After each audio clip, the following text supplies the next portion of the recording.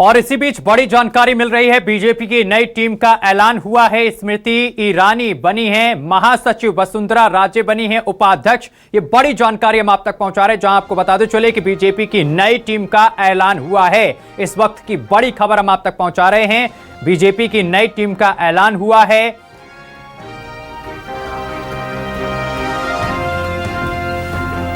बता दें कि स्मृति ईरानी बनी है महासचिव, वसुंधरा राजे बनी है उपाध्यक्ष। तो स्मृति ईरानी बनी है महासचिव, वसुंधरा राजे बनी है उपाध्यक्ष। इस वक्त की ये बड़ी और अहम जानकारी हम आप तक पहुंचा रहे हैं। बीजेपी ने नई टीम का ऐलान किया है। स्मृति ईरानी को महासचिव बनाया गया है और इसके साथ ही वसुंधरा राजे को उपाध्यक्ष बनाया गया है। तो ये बड़ी और अहम जानकारी हम आप तक पहुंचा रहे हैं, जहां आपको बताते चले कि बीजेपी की नई टीम का ऐलान हुआ है। स्मृति ईरानी बनी है महासचिव और इसके साथ ही वसुंधरा राजे बनी हैं उपाध्यक्ष।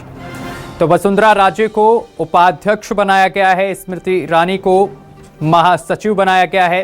बीजेपी ने अपनी नई टीम का ऐलान किया है, लिस्ट जारी की है। ये तस्वीर हम आपको दिखा रहे हैं, ये लिस्ट दिखा रहे हैं जो बीजेपी की तरफ से जारी की गई है। बीजेपी ने अपनी नई टीम का ऐलान कर दिया है। तो बीजेपी की नई टीम में स्मृति ईरानी को महासचिव बनाया गया है और वसुंधरा राजे को उपाध्यक्ष बनाया गया है। 13 राष्ट्रीय उपाध्यक्ष बनाए गए। एमपी के राजेंद्र पटेल महामंत्री बनाए गए हैं। तो मध्य प्रदेश के राजेंद्र पटेल को महामंत्री बनाया गया है।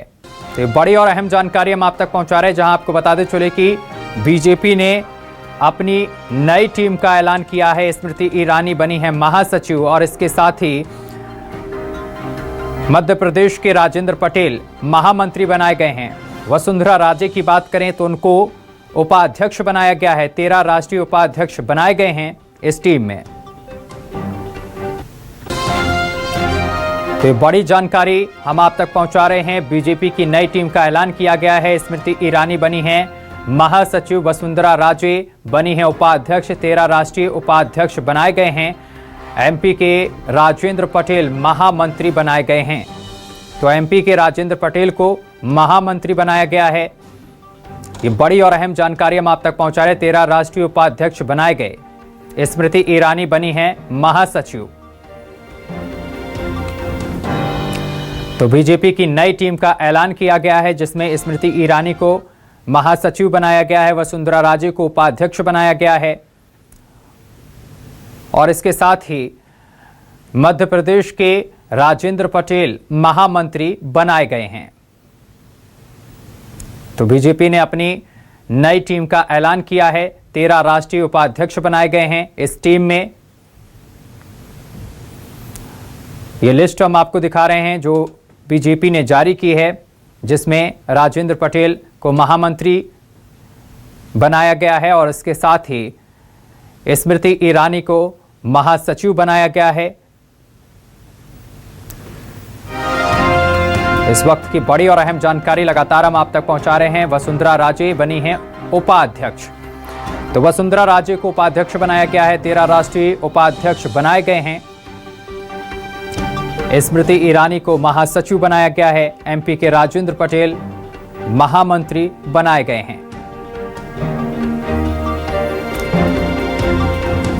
तो बीजेपी ने अपनी नई टीम का ऐलान किया है और इस टीम में स्मृति ईरानी को महासचिव बनाया गया।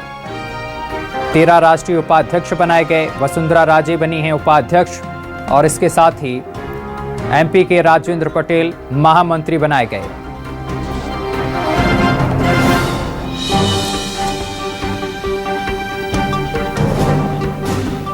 तो इस वक्त की बड़ी और अहम जानकारी हम आप तक पहुंचा रहे हैं, जहां आपको बताते चले कि एमपी के राजेंद्र पटेल राष्ट्रीय महामंत्री बनाए गए हैं। स्मृति ईरानी बनी है महासचिव। छत्तीसगढ़ के 2 नेताओं को मिली है जगह। देखिए, छत्तीसगढ़ के 2 नेताओं को भी जगह मिली है। लाल सिंह आर्य राष्ट्रीय उपाध्यक्ष बनाए गए और इस खबर पर अधिक जानकारी के साथ हमारे साथ Rakesh Chaturvedi, state news coordinator, हमारे साथ जुड़ गए हैं। राकेश जी, बीजेपी ने अपनी नई टीम का ऐलान कर दिया है। किन किन नेताओं को जगह मिली है इस नई टीम में? देखिए, बिल्कुल न्यूज़ 24 मध्य प्रदेश छत्तीसगढ़ की खबर का हम देखा है कि खबर पर मुहर है और बीजेपी से 5 चेहरे इस टीम में शामिल किए गए हैं और जो सूची हम सूची देख पा रहे हैं। ने बताया था कि ये जो राष्ट्रीय टीम है ये आज इसकी घोषणा हो सकती है और मध्य प्रदेश के करीब 5 से 6 चेहरों को जो है स्थान मिल सकता है। हम बात करें तो इसमें मध्य प्रदेश से जो तमाम समीकरण देखे, इसमें सारे समीकरण साधने का इस कार्यकारिणी में प्रयास किया गया है। हम देखें कि कविता पाटीदार जो कि राज्यसभा सांसद है और मध्य प्रदेश से भी महिला का प्रतिनिधित्व होना चाहिए, राष्ट्रीय मंत्री बनाई गई है कविता पाटीदार। बड़ी खबर है, मध्य प्रदेश से राष्ट्रीय मंत्री का चेहरा दिया है और ये कविता पाटीदार बड़ी खबर है, मध्य प्रदेश से राष्ट्रीय मंत्री का चेहरा दिया है और ये चेहरा दिया है। इसमें तमाम समीकरणों की बात करें, ओबीसी चेहरा, ओबीसी का बड़ा चेहरा है कविता पाटीदार। इसके साथ ही वो राज्यसभा सांसद भी है, तो महिला की भागीदारी बताई गई है और मध्य प्रदेश का एक वो इलाका जो मालवा निमाड़ इलाका है वहां का प्रतिनिधित्व करती है। ओबीसी का बड़ा चेहरा है तो कविता पाटीदार को एक अहम स्थान मिला है। इसके साथ ही बात करें तो जो दलित वर्ग है उस पर खासा फोकस रहा है। हालांकि लाल सिंह आर्य जिन्हें राष्ट्रीय उपाध्यक्ष बनाया गया है वो अनुसूचित जाति मोर्चा के राष्ट्रीय अध्यक्ष थे। इसके बाद भी चूंकि मध्य प्रदेश से दलित का वर्ग का बड़ा चेहरा है, मध्य प्रदेश सरकार में वो मंत्री रहे हैं और लाल सिंह आर्य की जो भूमिका है पूरे हम कहें कि बुंदेलखंड में और बुंदेलखंड के साथ ग्वालियर चंबल इलाके की बात करें तो वहां पर उनकी पहुंच है। तो लाल सिंह आर्य को दोबारा मौका दिया है। पहले वो राष्ट्रीय जो अनुसूचित जाति मोर्चा थे उसके राष्ट्रीय अध्यक्ष थे, अब उनको जो ताजपोशी की गई है वो राष्ट्रीय उपाध्यक्ष के रूप में की गई है। कह सकते हैं कि बीजेपी की जो तमाम समीकरण साधने की हम बात कर रहे हैं, दलित वर्ग का बड़ा चेहरा लाल सिंह आर्य हैं, तो लाल सिंह आर्य को स्थान दिया गया है। इसके साथ ही मध्य प्रदेश में एक बड़े ही चर्चित चेहरे रहे हैं बीडी शर्मा, बीजेपी के प्रदेश अध्यक्ष रहे हैं, खजुराहो से दूसरी बार के सांसद हैं और ये लगातार जब से प्रदेश अध्यक्ष पद से हटे थे तब से ये लगातार बात कही जा रही थी कि बीडी शर्मा को बीजेपी बड़ा जो है काम देने जा रही है। तो बीडी शर्मा की बात करें, सूची में उनका भी नाम है और प्रकोष्ठ संकुल संयोजक बीडी शर्मा बनाए गए हैं। एक और अहम बात करें तो बीजेपी के मीडिया प्रभारी आशीष अग्रवाल, जिनके कार्य क्षेत्र की बात करें तो उन्होंने पूर्व मुख्यमंत्री शिवराज सिंह चौहान के साथ काम किया है। बीडी शर्मा के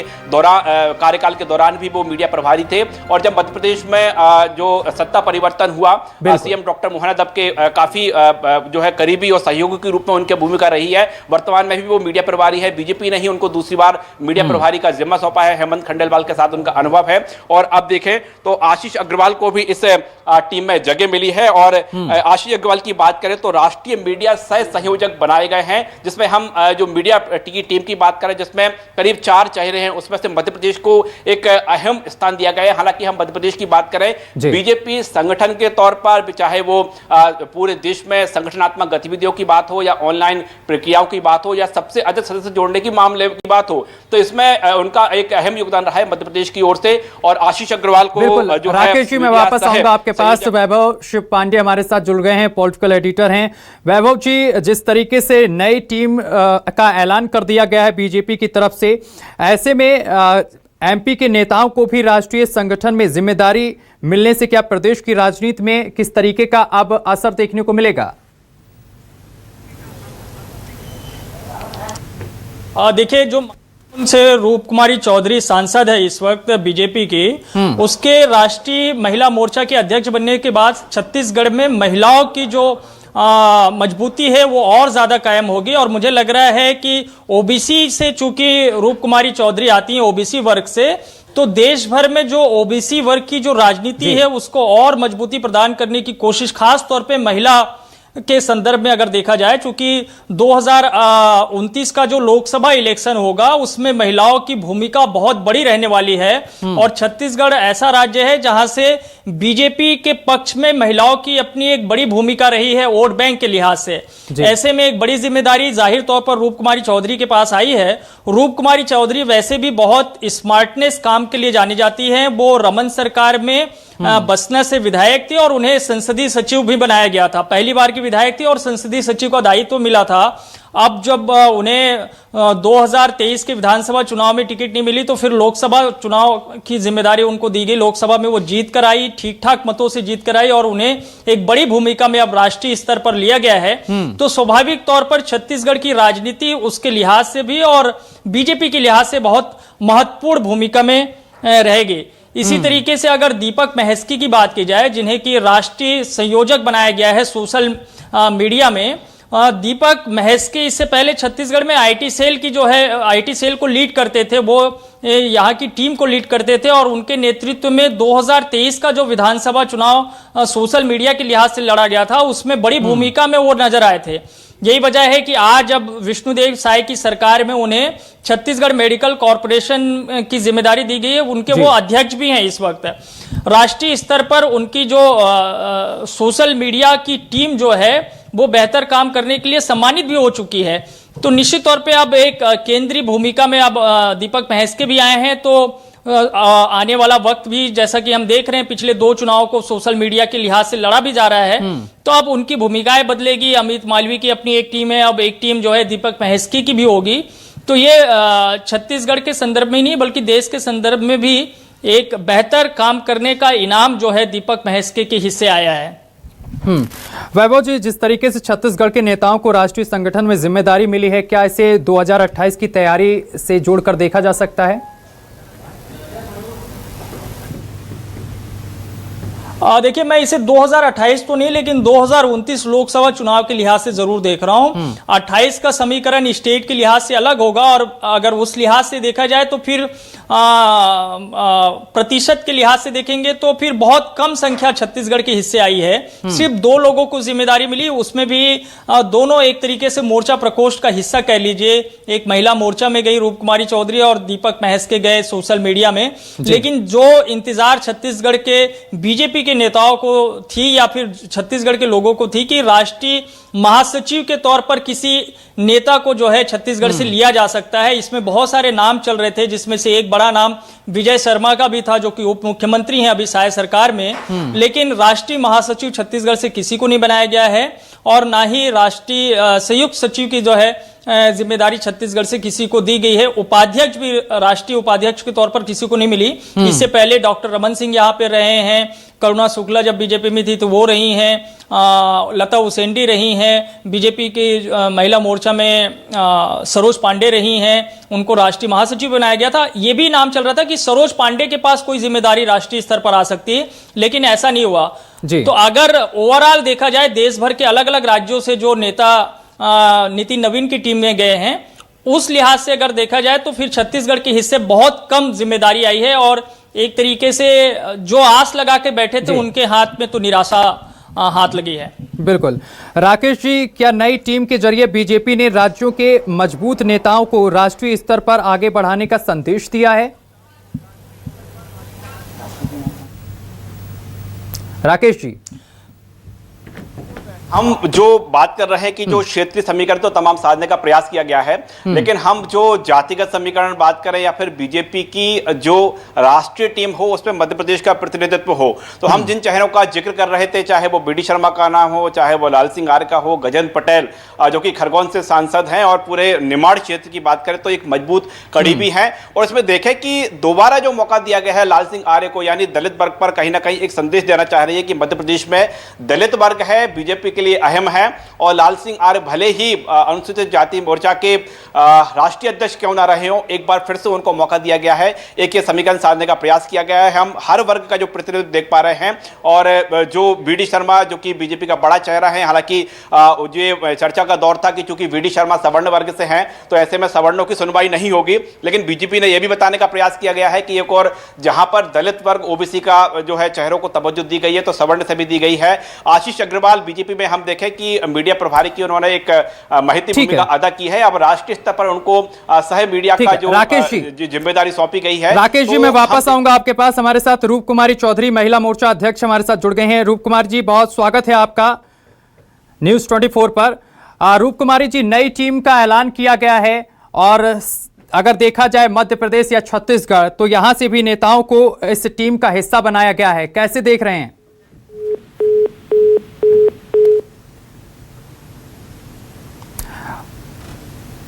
संपर्क टूट गया हमारा, एक बार फिर से संपर्क साधने की कोशिश करेंगे। छत्तीसगढ़ की बताते चले कि नई टीम का ऐलान किया गया है, ये बड़ी और अहम जानकारी हम आप तक पहुंचा रहे हैं। साथ ही आपको बताते चले कि भाजपा के राष्ट्रीय अध्यक्ष नितिन नवीन ने नई राष्ट्रीय टीम का ऐलान कर दिया है और इसमें यूपी के नेताओं को भी जगह मिली है और इसके साथ ही छत्तीसगढ़ के नेताओं को जगह दी गई है और मध्य प्रदेश के नेताओं को भी जगह दी गई है। राकेश जी हमारे साथ लगातार जुड़े हुए हैं। राकेश जी, देखिए, जिस तरीके से मध्य प्रदेश के नेताओं को जगह देना, क्या लगता है आगे के आगामी चुनाव की रणनीति अभी से बनानी शुरू हो गई है बीजेपी की तरफ से?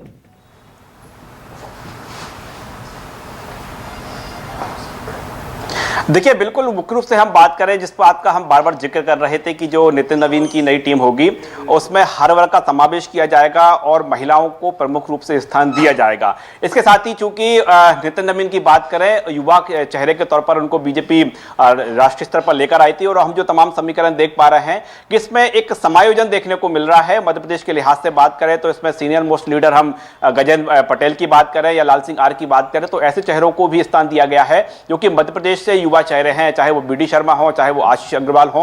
और जो महिला वोट बैंक पर खासा फोकस है, एक संदेश दिया गया है कि जो कविता पाटीदार हैं जिन्होंने लंबे समय तक बीजेपी में तमाम जिम्मेदारियां संभाली हैं, राज्यसभा सांसद उनको भेजा गया था और उस दौर भी हम देखें कि उन्होंने जो राज्यसभा में बेहतर मध्य प्रदेश के मुद्दे उठाए हैं।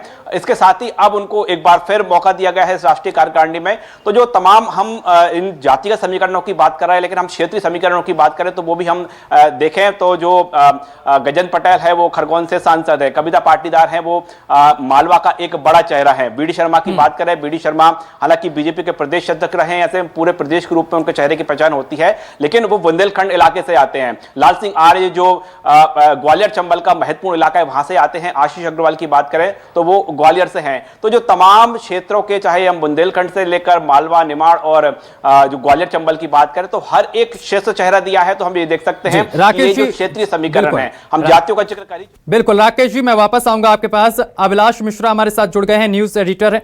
अभिलाष जी, जिस तरीके से नई टीम का ऐलान किया गया है, मध्य प्रदेश छत्तीसगढ़ के नेताओं को इसमें जगह मिली है, क्या लगता है कि बीजेपी अभी से आगामी चुनावों की तैयारी में जुट चुकी है?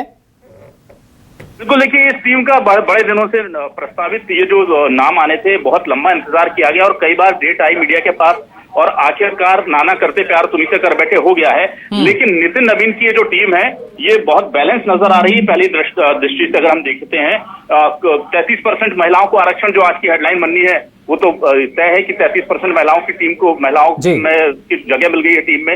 इसके अलावा हम देख रहे हैं कि मध्य प्रदेश को एक बहुत अच्छा रिप्रेजेंटेशन संगठन में मिला है और बहुत वाजिब भी था, बहुत लाजमी भी था, क्योंकि मध्य प्रदेश संगठन की जड़ों को सींचने वाला प्रदेश रहा है, संगठन की प्रयोगशाला कहा जाता रहा है। बीजेपी के आज जो मजबूती है उस मध्य प्रदेश बहुत आगे और बहुत मेहनत करता रहा है संगठन और उसके लोग, और इसीलिए उन्हें बहुत अच्छे से यहाँ पर कहीं ना कहीं उपकृत कर दिया गया है। जिस तरह से दो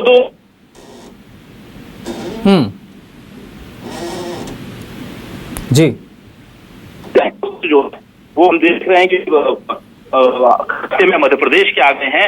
उधर हम एक चीज और देख रहे हैं कि जिस तरह से मीडिया में आशीष उषा अग्रवाल की एंट्री हुई है वो बहुत अच्छे से काम संभाल रहे थे। आशीष जो है वो संगठन के काम के साथ साथ बाकी जो मैनेजमेंट होता है, मीडिया मैनेजमेंट, वो भी वहां पर चीजें चल रही थी। यहाँ एक चीज देखने को आएगी कि जो इस वक्त हेड कर रहे थे उन्हें उत्तराखंड भेज दिया गया है, बलूनी जी को। तो कुछ चीजें यहाँ पर देखने को मिली है, यानी कि बहुत सोच समझ करके बड़ा गया है। कविता पाटीदार हैं, रूप कुमारी चौधरी को देखिए महिला मोर्चा का अध्यक्ष बनाया गया, राष्ट्रीय अध्यक्ष, छत्तीसगढ़ से आती है, महासमुंद से सांसद।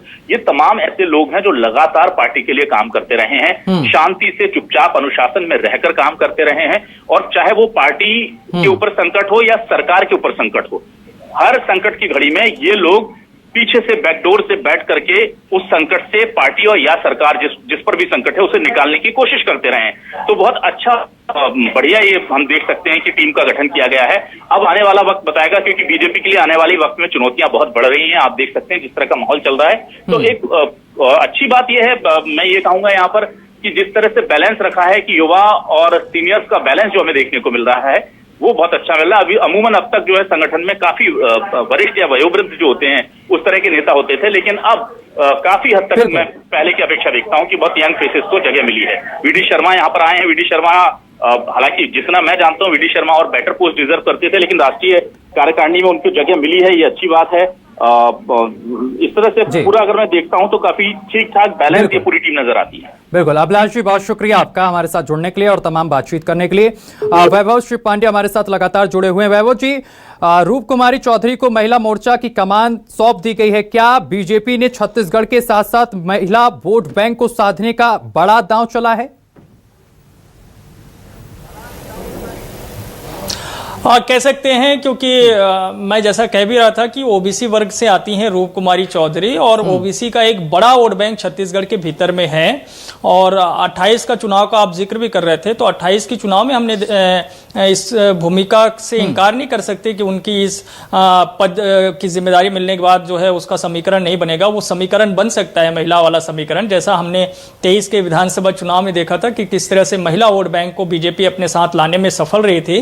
अब 28 में भी कोशिश यही होगी कि उस जिम्मेदारी को राष्ट्रीय स्तर पर भुनाया जाए, और छत्तीसगढ़ तो भुनाया ही जाना है 28 में, लेकिन 29 के लोकसभा में भी उसको लेकर जाए और ओबीसी महिला वर्ग को कम से कम अपने साथ लाने की कोशिश तो बीजेपी करेगी। लेकिन दूसरी बात जो मैं कह रहा था कि नितिन नवीन चूंकि छत्तीसगढ़ बीजेपी के प्रभारी रहे और उनके नेतृत्व में विधानसभा चुनाव में बड़ी जीत हासिल जो है मिली थी छत्तीसगढ़ को, तो ऐसे में बहुत उम्मीद कर रहे थे छत्तीसगढ़ में उनसे जुड़े हुए तमाम युवा नेता कि राष्ट्रीय टीम में जो है उनको जगह जरूर मिलेगी। हो सकता है अगर महासचिव नहीं बन पाए तो कुछ युवा विधायक राष्ट्रीय सचिव बन जाए, या संगठन में इस वक्त काम कर रहे हैं उनको जिम्मेदारी मिल जाए, ये उम्मीद लगाकर बैठे हुए थे। जिसमें से दो बड़े नाम जैसे कि सौरभ सिंह और सुशांत शुक्ला का है, जिनको ये माना जा रहा था कि राष्ट्रीय सचिव वो बनाए जा सकते हैं। लेकिन फिलहाल ऐसा जो है लिस्ट में आई है तो उसमें तो नहीं दिख रहा है। लेकिन अभी चूंकि कार्यकारिणी का विस्तार होना है, बिल्कुल, तो जो कार्यकारिणी का विस्तार होगा उसमें जो सदस्य बनाए जाएंगे राष्ट्रीय स्तर पर, तो हो सकता है छत्तीसगढ़ को और प्रतिनिधित्व मिले इन दो नामों के अलावा। बिल्कुल वैभव जी, वापस आएंगे हम आपके पास। राकेश जी हमारे साथ लगातार जुड़े हुए हैं। राकेश जी, राजेंद्र पटेल को संगठन में जिस तरीके से जगह मिली है, तो राजेंद्र पटेल की नियुक्ति का एमपी की राजनीति पर भी असर पड़ेगा क्या?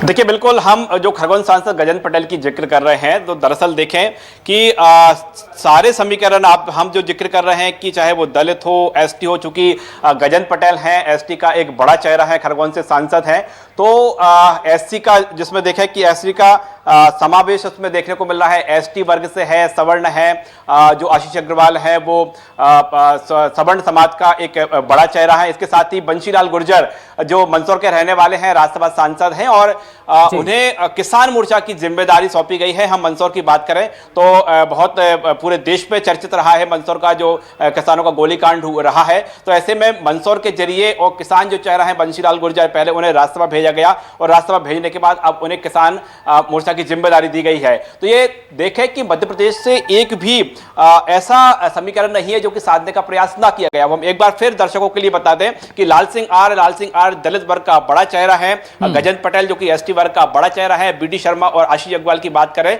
तो सवर्णों की भी सुनवाई होती है, ये कहीं ना कहीं मैसेज देने का प्रयास किया गया है। कविता पाटीदार जो ओबीसी वर्ग का बड़ा चेहरा है, इसके साथ ही महिला का जो प्रतिनिधित्व भी वो एक क्षेत्र से करती हैं और उस इलाके से आती हैं जो कि निमाड़ और मालवा दोनों का जो जोड़ है, जो वहां से उनका प्रभाव वाला इलाका है। तो कविता पाटीदार के जरिए एक और महिला वोट बैंक साधने का प्रयास किया गया है। इसके साथ ही ओबीसी वर्ग भी साथ में है।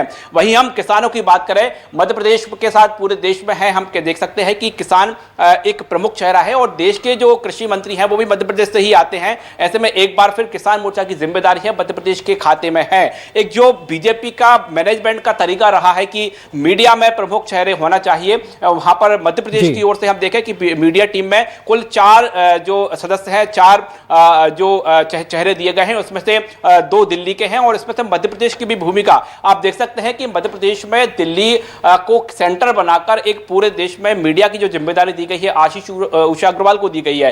तो जो तमाम समीकरण हैं, चाहे वो एससी हो, चाहे एसटी हो, जो ओबीसी मामला हो, सवर्ण हो, या फिर किसानों के मामले हो या महिलाओं के मामले हो, जो सारे समीकरण बीजेपी बीजेपी के हैं जो 4 जातियों का जिक्र करती है, वो 4 के 4 जो जातियां मध्य प्रदेश साधने का प्रयास की गई है। और उसमें चेहरे कितने दिए गए हैं? मध्य प्रदेश को 6 चेहरे मिले हैं। तो 6 चेहरों के जरिए सारे समीकरण साधने का प्रयास किया गया है। यानी दिल्ली के दिल में जो मध्य प्रदेश है, मध्य प्रदेश की जो तमाम समीकरण है, यहां सिर्फ मध्य प्रदेश नहीं बल्कि देश को भी एक नई दिशा देने का काम मध्य प्रदेश ने किया है। तो बीजेपी ने वो करने का प्रयास किया गया है। हालांकि जो तमाम चेहरों को जिम्मेदारी दी गई है, इनकी जिम्मेदारी और बढ़ जाएगी, क्योंकि मध्य प्रदेश में तो हम परफॉर्मेंस की बात करें तो बीजेपी का बेहतर परफॉर्मेंस रहा है। जो लोकसभा हो या विधानसभा के चुनाव हो या नगरीय निकाय चुनाव हो, यहां तक कि हम पंचायत चुनाव का भी जिक्र करें तो एक तरफा बीजेपी है। अब इन चेहरों को जिम्मेदारी बढ़ जाती है राष्ट्रीय स्तर पर इसी तरह से परफॉर्मेंस करने की। हम बीडी शर्मा का जिक्र कर रहे हैं, तो बीडी शर्मा जब प्रदेश अध्यक्ष थे तो मध्य प्रदेश में 29 की 29 सीट बीजेपी के खाते में थी। अब बीडी शर्मा को राष्ट्रीय स्तर पर, हालांकि उनको जो हमारे जो अभिलाष मिश्रा जी जो जिक्र कर रहे थे कि बीडी शर्मा को और बड़ा पद दिया जाना चाहिए था, ये एक बीजेपी के और बीडी शर्मा के समर्थक है वो मानकर चल रहे थे। लेकिन बीडी शर्मा को जो है जगह मिली है, कार्यकारिणी में स्थान दिया गया है।